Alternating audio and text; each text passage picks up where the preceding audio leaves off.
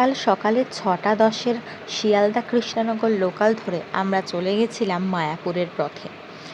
পুরো রাস্তাটাই প্রচণ্ড কুয়াশা ছিল, অর্ধেক জায়গা আমরা দেখতেই পাইনি বলা চলে।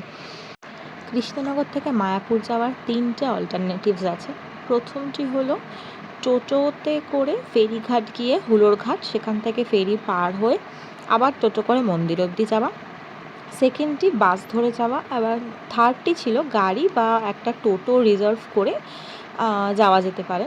যেহেতু মা বাবাকে নিয়ে গেছিলাম, মায়ের একটু পায়ের সমস্যা থাকায় মায়ের পক্ষে ফেরি ক্রস করাটা একটু প্রবলেমেটিক ছিল, তাই জন্য আমরা একটা টোটো কমপ্লিটলি বুক করে নিই, যেটা আমাদের কৃষ্ণনগর স্টেশন থেকে একদম মন্দিরের সামনে নিয়ে গিয়ে ছেড়ে দেবে। 400 টাকা চেয়েছিল, আমাদের দরদামি করে মোটামুটি আমাদের 350-র মধ্যে হয়ে গেছে। তো এই পুরো রাস্তা একদম গ্রামের ভেতর দিয়ে উনি আমাদের নিয়ে গেছেন। ইট ভাটা, ভুট্টা ক্ষেত, ধান ক্ষেত, এই সমস্ত দেখতে দেখতে আমরা অলমোস্ট পৌঁছে গেলাম মন্দিরের সামনে। মন্দিরের 1 নম্বর গেটের সামনে উনি আমাদের নামিয়ে দিলেন 350 টাকা মূল্যে। ফার্স্ট গেট থেকে আমরা ঢুকলাম।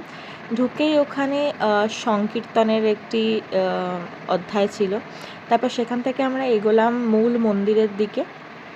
মূল মন্দিরে যাওয়ার পথেই যেখানে ছিল সেখানে নাম সংকীর্তন হচ্ছিল, এবং প্রত্যেকেই এনারা ফরেনার, যারা নিজেদের লাইফ উৎসর্গ করেছেন শ্রীকৃষ্ণের নামে। মায়াপুরেই এনাদের বসবাস। তারপরে এনাদের গান শুনে আমরা ফাইনালি পৌঁছালাম মূল মন্দিরের দিকে। এই মন্দিরটা যেটা এখন তৈরি হচ্ছে, এখন আন্ডার কনস্ট্রাকশন, এবং এটা হচ্ছে মূল মন্দির, পুরনো মন্দিরটি। পুরনো মন্দিরটিতে ঢুকতে গেলে জুতো এবং ফোন বাইরে রেখে ঢুকতে হয়, ভেতরে ফোন অ্যালাউড নয়। আপনি যাই কিনুন না কেন, প্রদীপ বা যাই কিনুন, সেটা ক্যাশে কিনতে হবে।